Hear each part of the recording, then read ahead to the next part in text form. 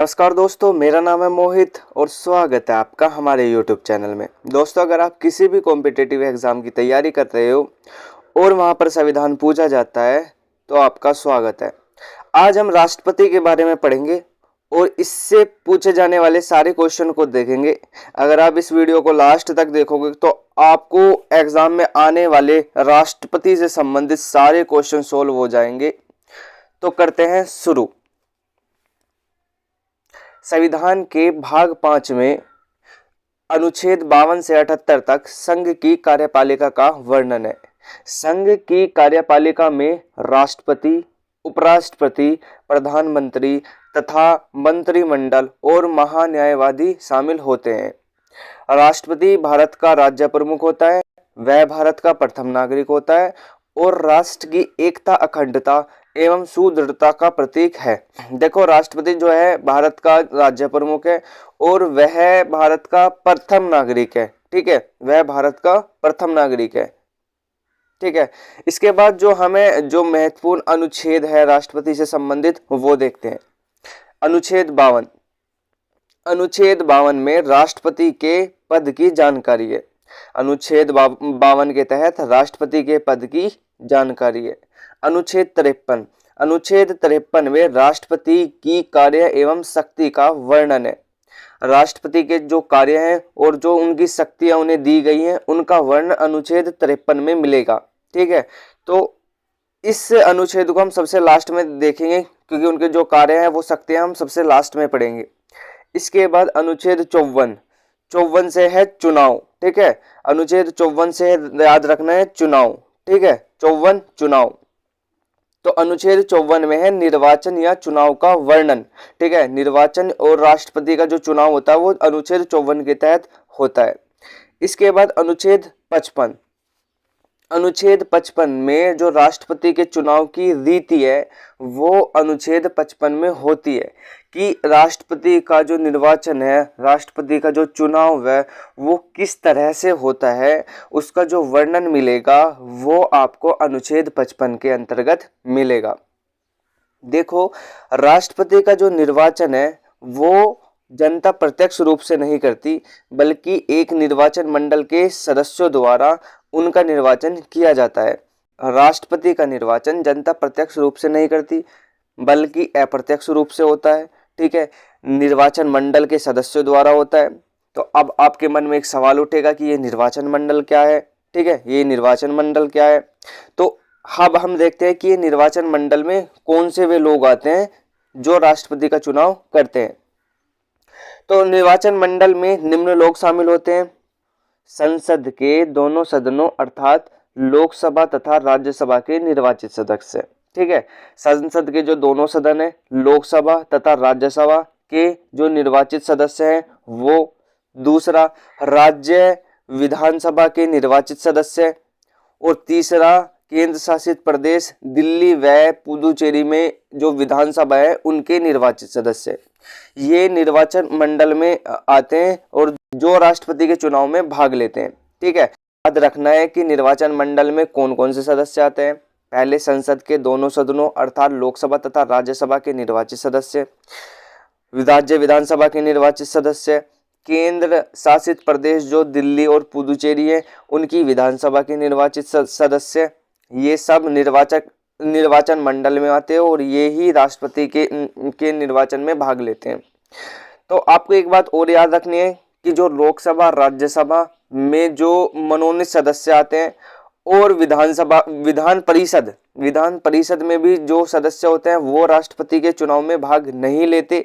ठीक है, एक बात हमेशा याद रखनी है। दूसरी बात, राष्ट्रपति के निर्वाचन मंडल में जम्मू और कश्मीर जो केंद्र शासित प्रदेश हैं उनकी विधानसभा के निर्वाचित सदस्यों को अभी शामिल नहीं किया गया है।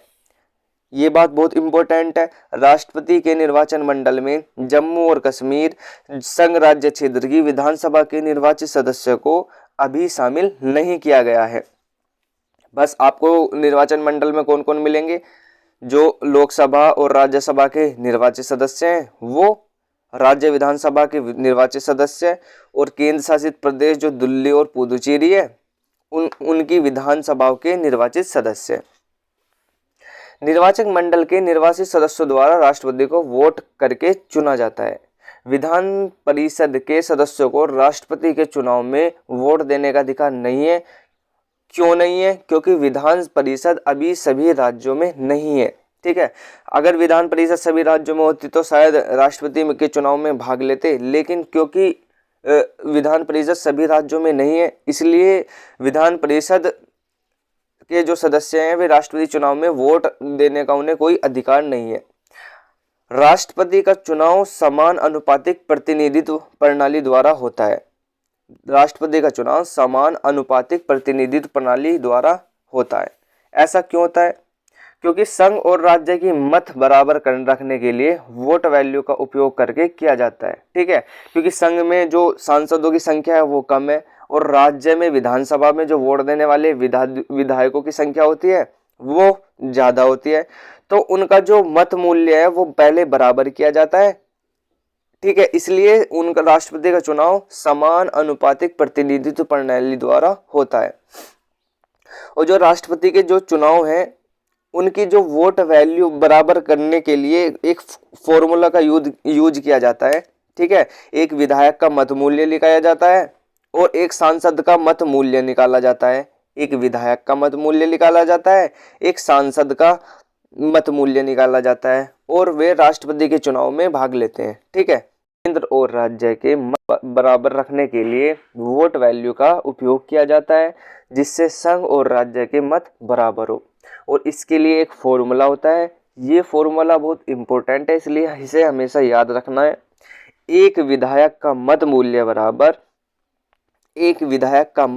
बराबर उस राज्य की कुल जनसंख्या अपॉन उस राज्य के विधानसभा के कुल निर्वाचित सदस्य इंटू 1/1000, 1/1000। ठीक है, एक विधायक का मत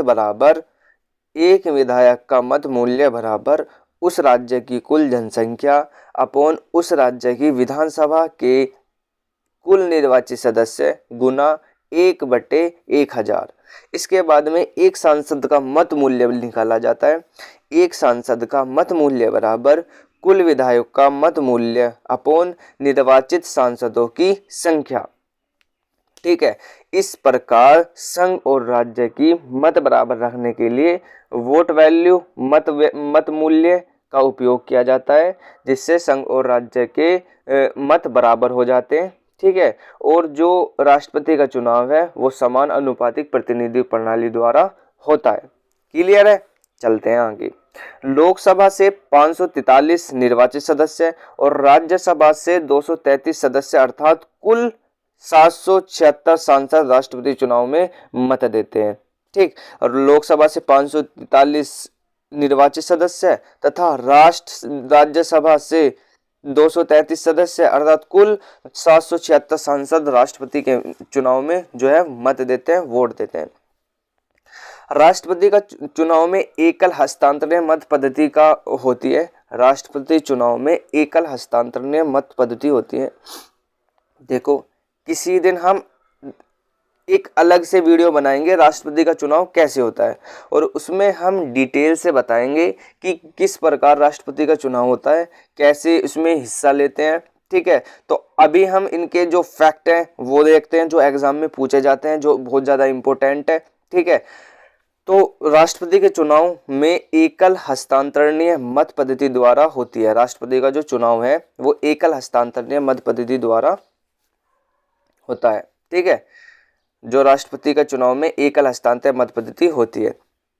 राष्ट्रपति का चुनाव अप्रत्यक्ष तथा गुप्त मतदान द्वारा होता है। क्योंकि राष्ट्रपति के चुनाव में जनता नहीं भाग लेती, तो जो हम जनता द्वारा विधायक और सांसद चुने जाते हैं वो राष्ट्रपति के चुनाव में भाग लेते हैं और वो भी अप्रत्यक्ष तथा गुप्त मतदान द्वारा उनका चुनाव करते हैं। चुनाव में जीतने वाले उम्मीदवार को 50% से ज़्यादा इससे अधिक वैध मतों का मिलना अनिवार्य है। ठीक है, अगर कोई भी उम्मीदवार है, अगर वो 50% से ज़्यादा, ठीक है, वैध मत लेकर आ जाता है तो वो राष्ट्रपति चुनाव में जीत जाता है। ठीक है। इसके बाद हम अनुच्छेद 56 में चलते हैं। अनुच्छेद 56 में राष्ट्रपति की पदावधि अर्थात कार्यकाल है कि राष्ट्रपति का कार्यकाल कितने वर्षों का होता है, वो पद पर कितने टाइम तक बना रहता है। ठीक है, तो राष्ट्रपति का कार्यकाल 5 वर्ष का होता है। इस कार्यकाल का प्रारंभ उस दिन से होता है जिस दिन वह शपथ ग्रहण करते हैं। ठीक है, राष्ट्रपति का कार्यकाल 5 वर्ष का होता है और यह कार्यकाल प्रारंभ होता है उस दिन जब वो शपथ लेते हैं। राष्ट्रपति अपने कार्यकाल के बीच में अपना त्यागपत्र देना चाहते हैं तो वो अपना त्यागपत्र उपराष्ट्रपति को देते हैं। देखो, बहुत इंपॉर्टेंट क्वेश्चन बनता है कि राष्ट्रपति अपना त्यागपत्र किसे देते हैं, तो आप बताओगे उपराष्ट्रपति को। राष्ट्रपति अपना त्यागपत्र उपराष्ट्रपति को देते हैं। इसके बाद अनुच्छेद 57 में पुनर्निर्वाचन है। ठीक है, पुनर्निर्वाचन, एक व्यक्ति कितनी बार राष्ट्रपति बनेगा इसकी कोई तय सीमा नहीं है। एक व्यक्ति जितनी बार चाहे चुनाव में उम्मीदवार के रूप में खड़ा होकर चुनाव लड़ सकता है तथा जीतने पर राष्ट्रपति बन सकता है। ठीक है, अनुच्छेद 57 में पुनर्निर्वाचन है और एक व्यक्ति कितनी भी बार भारत में एक व्यक्ति कितनी बार राष्ट्रपति बन सकता है इसकी कोई सीमा नहीं दी गई है। एक व्यक्ति राष्ट्रपति चुनाव में उम्मीदवार के रूप में खड़ा होकर चुनाव लड़ सकता है तथा जीतने पर राष्ट्रपति बन सकता है, जबकि यूएसए में एक व्यक्ति अधिकतम 2 बार ही राष्ट्रपति बन सकता है। ठीक है, जबकि यूएसए में, अमेरिका में एक व्यक्ति अधिकतम 2 बार ही राष्ट्रपति बन सकता है। इसके बाद अनुच्छेद 58 है। अनुच्छेद 58 में राष्ट्रपति की योग्यता है। तो अब हम राष्ट्रपति की योग्यता देखते हैं कि राष्ट्रपति की क्या क्या योग्यता होनी चाहिए। ठीक है, पहला, वह भारत का नागरिक होना चाहिए। दूसरा, 35 वर्ष की आयु पूरा कर चुका हो। पहला, भारत का नागरिक हो, 35 वर्ष की आयु पूरा कर चुका हो। देखो, राष्ट्रपति की अधिकतम उम्र की कोई तय सीमा नहीं है, मतलब कोई उम्र सीमा नहीं तय की गई है कि अधिकतम इतनी उम्र होनी चाहिए चुनाव लड़ने के लिए, लेकिन जो न्यूनतम है वो 35 वर्ष की तो होनी ही चाहिए। लोकसभा का सदस्य बनने योग्य हो। ठीक है, लोकसभा का सदस्य बनने योग्य होना चाहिए, किसी लाभ के पद पर न हो और राष्ट्रपति का चुनाव लड़ने के लिए निर्वाचक मंडल के 5 सदस्य प्रस्तावक कि हाँ भैया प्रस्ताव लेके आते हैं कि भई हम राष्ट्रपति बनाना चाहते हैं इस बंदे को। ठीक है, तथा 50 सदस्य अनुमोदक होने चाहिए। राष्ट्रपति का चुनाव लड़ने के लिए निर्वाचक मंडल के 50 सदस्य प्रस्तावक और 50 सदस्य अनुमोदक होने चाहिए। राष्ट्रपति के चुनाव में 15,000 रुपये की जमानत राशि होती है। यह राशि आरबीआई के पास सरकारी खजाने में जमा करनी होती है। यदि आप चुनाव जीत जाते हैं तो आपको यह राशि वापस मिल जाती है और यदि आप चुनाव में कुल वैध मतों का 1/6 मत लाने में असफल हो जाते हैं तो यह राशि जब्त हो जाती है। राष्ट्रपति के चुनाव में 15,000 रुपये जमानत राशि होती है। यह आरबीआई के पास या सरकारी खजाने में जमा होती है। यदि आप चुनाव जीत जाते हैं तो आपको यह राशि वापस मिल जाती है और यदि आप चुनाव में कुल वैध मतों का 1/6 मत लाने में असफल हो जाते हो तो यह राशि जब्त हो जाती है। आपको 15,000 रुपये, अगर आप राष्ट्रपति का चुनाव लड़ते हैं तो 15,000 रुपये जमानत राशि जमा करानी होती है आरबीआई के पास या सरकारी खजाने में जमा होती है। ठीक है, अगर आप चुनाव जीत जाओगे तो आपको ये वापस मिल जाएगी, लेकिन आप अगर कुल वैध मतों का 1/6 मत लाने में असफल हो तो यह आपको राशि नहीं मिलेगी, आपकी राशि यह जब्त हो जाती है। इसके बाद अनुच्छेद 60 पर चलते हैं। देखो, अनुच्छेद 60 से है शपथ। 60 शपथ राइमिंग बंदी है, ऐसे याद करना है। 60 शपथ। इसके बाद है सर्वोच्च न्यायालय के मुख्य न्यायाधीश राष्ट्रपति को शपथ दिलाते हैं। देखो, बहुत इंपॉर्टेंट क्वेश्चन है, एग्जाम में पूछा जाता है कि राष्ट्रपति को शपथ कौन दिलाता है, तो आपको बताना है सर्वोच्च न्यायालय के मुख्य न्यायाधीश राष्ट्रपति को शपथ दिलाते हैं। लेकिन अगर सर्वोच्च न्यायालय के मुख्य न्यायाधीश उपस्थित ना हो, यदि मुख्य न्यायाधीश अनुपस्थित है तो राष्ट्रपति को शपथ दिलाने का मौका किसे मिलेगा? सर्वोच्च न्यायालय के वरिष्ठ न्यायाधीश को मिलता है। ठीक है, सर्वोच्च न्यायालय के मुख्य न्यायाधीश राष्ट्रपति को शपथ दिलाते हैं। यदि मुख्य न्यायाधीश अनुपस्थित है तो यह शपथ दिलाने का कार्य हमारे सर्वोच्च न्यायालय के वरिष्ठ न्यायाधीश को मिलता है। वरिष्ठ न्यायाधीश राष्ट्रपति को शपथ दिलाएंगे। इसके बाद अनुच्छेद 61 पर चलते हैं, महाभियोग। अनुच्छेद 61 बहुत पूछा जाता है, बहुत इंपॉर्टेंट है कि अनुच्छेद 61 में क्या है।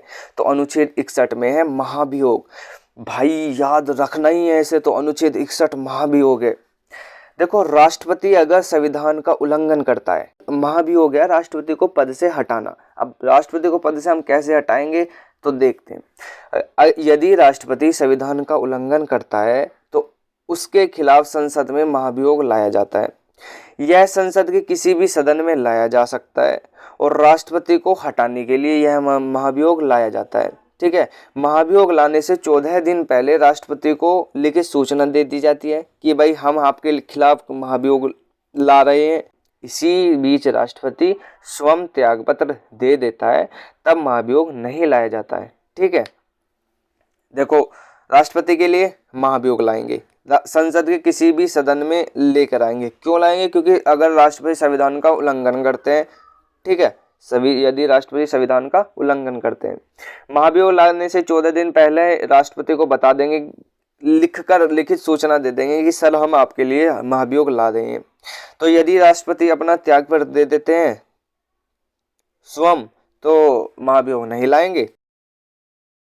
यदि राष्ट्रपति के निर्वाचन संबंधी कोई भी विवाद होता है तो उसे सुप्रीम कोर्ट, सर्वोच्च न्यायालय में ही सुलझाया जाएगा। ये भी बहुत इंपॉर्टेंट क्वेश्चन बनता है कि राष्ट्रपति से रिलेटेड अगर कोई विवाद है, उनके निर्वाचन से रिलेटेड कोई विवाद है, तो वह कहाँ सुलझाया जाता है? तो सीधे वो सुप्रीम कोर्ट में ही सुलझाया जाता है। यदि राष्ट्रपति महोदय अचानक हट जाते हैं या उनकी मृत्यु हो जाती है या वो त्यागपत्र दे देते हैं तो उनके बदले में उपराष्ट्रपति महोदय राष्ट्रपति के रूप में काम करना शुरू कर देते हैं।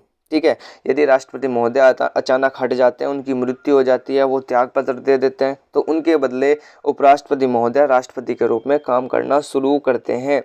और उपराष्ट्रपति अधिकतम 6 माह तक ही राष्ट्रपति पद पर रहता है, क्योंकि 6 माह के अंदर ही राष्ट्रपति का पुनर्निर्वाचन जो अनुच्छेद 57 में है, पुनर्चुनाव करके राष्ट्रपति का चयन हो जाता है। तो इसके बाद हम आपको बताएंगे राष्ट्रपति की शक्तियां। जो अनुच्छेद 53 में राष्ट्रपति की शक्तियां थी, वो हम अब राष्ट्रपति को जो कार्य एवं शक्तियां दी गई हैं, वो हम अनुच्छेद 53 को अब हम देखेंगे। देखो, राष्ट्रपति को बहुत सारी शक्तियां दी गई हैं। पहली है कार्यपालिका शक्ति। राष्ट्रपति अपनी शक्ति का प्रयोग स्वयं या अपने अधीनस्थों के द्वारा करते हैं। नियुक्ति की शक्ति भी मिलती है। देखो, राष्ट्रपति प्रधानमंत्री की नियुक्ति करते हैं और प्रधानमंत्री की सलाह पर उनकी मंत्रिपरिषद की नियुक्ति करते हैं कि प्रधानमंत्री ने बोला कि इन मंत्रियों को आप मंत्री बना दो, तो राष्ट्रपति उन्हें बना देते हैं। कैग की नियुक्ति करते हैं, चुनाव आयोग, वित्त आयोग, सुप्रीम कोर्ट व हाई कोर्ट के न्यायाधीश की नियुक्ति करते हैं और राज्यपाल इत्यादि की नियुक्ति राष्ट्रपति करते हैं। इसके बाद अनुच्छेद 263 के अंतर्गत 263 के द्वारा अंतर्राज्य परिषद का गठन जो है वो राष्ट्रपति करते हैं। राष्ट्रपति अनुच्छेद 280 के द्वारा वित्त आयोग का गठन करते हैं और किसी भी क्षेत्र को अनुसूचित क्षेत्र घोषित करना है तो यह भी कार्य राष्ट्रपति को, यह शक्ति भी राष्ट्रपति को दी गई है। SC, ST व OBC आयोग का गठन भी राष्ट्रपति करते हैं। ठीक है, इनके जो गठन करने की शक्ति है वो राष्ट्रपति के पास है। इसके बाद दूसरी है विधायी शक्ति। किसी भी बिल को पास करने में राष्ट्रपति को जो शक्ति प्राप्त है वो है विधायी शक्ति। ठीक है, राष्ट्रपति संसद के अभिन्न अंग होते हैं। कोई बिल या विधेयक राष्ट्रपति के हस्ताक्षर के बाद ही पारित माना जाता है। कोई बिल या विधेयक राष्ट्रपति के हस्ताक्षर के बाद ही पारित माना जाता है। अनुच्छेद 123 के तहत अध्यादेश जारी करने की शक्ति होती है राष्ट्रपति के पास। अनुच्छेद 123 के तहत राष्ट्रपति के पास अध्यादेश जारी करने की शक्ति होती है। ठीक है, संसद को संबोधित करने की शक्ति, संसद को संबोधित करना, वो आप राष्ट्रपति के पास एक विधायी शक्ति है। और अनुच्छेद 85 के तहत 85 के तहत संसद के सत्र बुलाने, सत्रावसान करना या लोकसभा को भंग करने की शक्ति जो है वो राष्ट्रपति के पास है। इसके बाद हम वित्त शक्ति देखते हैं। वित्तीय शक्ति जो है वो राष्ट्रपति को दी गई है।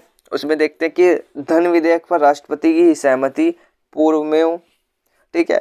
आकस्मिक निधि पर राष्ट्रपति का नियंत्रण होता है अनुच्छेद 267 के द्वारा।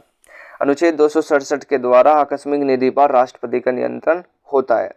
प्रत्येक वर्ष अनुच्छेद 112 के तहत राष्ट्रपति महोदय सरकार को वार्षिक वित्तीय विवरण मतलब बजट संसद में पेश करने की को कहते हैं, ठीक है। प्रत्येक वर्ष अनुच्छेद 112 के द्वारा राष्ट्रपति महोदय सरकार को वार्षिक वित्तीय विवरण संसद में पेश करने को कहते हैं। इसके बाद चौथी शक्ति आती है, वो है न्यायिक शक्ति। चौथी शक्ति है न्यायिक शक्ति। अनुच्छेद 72 के तहत समाधान की शक्ति है। अनुच्छेद 143 के तहत सुप्रीम कोर्ट से सलाह ले सकते हैं, ठीक है। अनुच्छेद 72 के तहत अगर राष्ट्रपति किसी को चाहे तो माफ कर सकते हैं, क्षमा कर सकते हैं, ठीक है। तो समाधान की शक्ति हुई 72 के तहत। अनुच्छेद 143 के तहत सुप्रीम कोर्ट से सलाह ले सकते हैं। सुप्रीम कोर्ट और हाई कोर्ट के जज की नियुक्ति राष्ट्रपति ही करते हैं। सुप्रीम कोर्ट व हाई कोर्ट के जो जज होते हैं उनकी नियुक्ति राष्ट्रपति ही करते हैं। इसके बाद है सैन्य शक्ति। राष्ट्रपति भारत के तीनों जल, थल, वायु सेना के अध्यक्ष होते हैं। किसी भी देश के साथ युद्ध तथा शांति करने का अधिकार हमारे राष्ट्रपति महोदय को होता है। राष्ट्रपति भारत के तीनों जल, थल व वायु सेना के अध्यक्ष होते हैं। किसी भी देश के युद्ध एवं शांति करने का अधिकार हमारे राष्ट्रपति महोदय को होता है। इसके बाद में 6 आपात शक्ति। अनुच्छेद 352 के तहत राष्ट्रपति को राष्ट्रीय आपात की शक्ति होती है, ठीक है। अनुच्छेद 352 के तहत राष्ट्रीय आपात की शक्ति होती है। इसके बाद अनुच्छेद 356 के तहत राष्ट्रपति शासन लगा सकते हैं, ठीक है। अनुच्छेद 52 के तहत राष्ट्रीय आपात की शक्ति, अनुच्छेद 356 के तहत राष्ट्रपति शासन की शक्ति और अनुच्छेद 360 के तहत वित्तीय आपात लगाया जाता है। अनुच्छेद 360 के तहत वित्तीय आपात लगाया जा सकता है। इसके बाद है वीटो शक्ति, निषेध अधिकार। वीटो मतलब होता है रोकना। ये शक्ति सबसे ज़्यादा इम्पोर्टेंट है क्योंकि इसका अनुच्छेद पूछा जाता है। वो आपको देख ले, वो आपको बता देगा एग्जामिनर कि भैया अनुच्छेद 111 में क्या है, तो आपको बताना है वीटो पावर। लेकिन ऑप्शन में वो वीटो पावर नहीं देंगे, वहाँ पे आपको मिलेगा निषेध अधिकार। तो इसलिए हमेशा इसे याद रखना है कि भाई 111 में निषेध अधिकार है, ठीक है। कभी वीटो पावर आप याद कर लो, हमेशा वीटो पावर याद कर लेते हैं। एग्जाम में मिलेगा निषेध अधिकार, ठीक है, निषेधाधिकार, और आप फिर घूम जाओगे कि ये तो मैंने पढ़ा नहीं है। तो इसलिए वीटो पावर को निषेधाधिकार कहते हैं और वीटो को रोकना भी कहते हैं, ठीक है, रोकना। वीटो शक्ति अनुच्छेद 111 के तहत होती है। इसे पॉकेट वीटो भी कहते हैं। इसके तहत राष्ट्रपति को एक विशेष शक्ति प्राप्त होती है जिसके तहत कोई बिल जब राष्ट्रपति के पास पहुंचता है, ठीक है, कोई भी बिल जब राष्ट्रपति के पास पहुंचता है तो राष्ट्रपति के पास 3 विकल्प होते हैं वीटो पावर के अंतर्गत। पहला, या तो वो बिल पर हस्ताक्षर कर दें और हस्ताक्षर करते ही वो पारित हो जाए। दूसरा, या बिल पर हस्ताक्षर न करें, पुनर्विचार के लिए लौटा दे। पुनर्विचार मतलब उन्हें ठीक नहीं लग रहा कोई बिल कि चलो वापस सोच लो। तीसरा, या पॉकेट वीटो का प्रयोग कर बिल को अपने पास सुरक्षित रख लेते हैं कि ना मैं हस्ताक्षर करता हूँ ना मैं वापस भेज देता हूँ, बस वीटो पावर की शक्ति का प्रयोग करके पॉकेट वीटो अपने पॉकेट में रख लेते हैं। ये समझ लो, अपने पास उस बिल को सुरक्षित रख लेते हैं। इसके बाद में है स्वविवेक शक्ति। तो राष्ट्रपति को कुछ ऐसी परिस्थिति में जब राष्ट्रपति की सहायता करने वाला कोई ना हो, ठीक है, कुछ ऐसी परिस्थिति में जब राष्ट्रपति की सहायता करने वाला कोई ना हो तब स्वविवेक शक्ति प्राप्त है, ठीक है। कुछ ऐसी शक्ति है जो वह अपने विवेक से कुछ कार्य कर सकते हैं, अपनी समझ से कुछ कार्य कर सकते हैं ना हो। तो आज हमने राष्ट्रपति को देखा।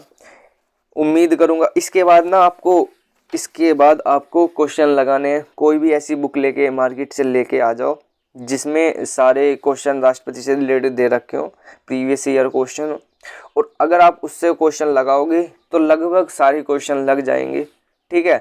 तो उम्मीद करता हूँ ये वीडियो आपको पसंद आई होगी। मिलते हैं नेक्स्ट वीडियो में, तब तक के लिए नमस्कार, जय हिंद।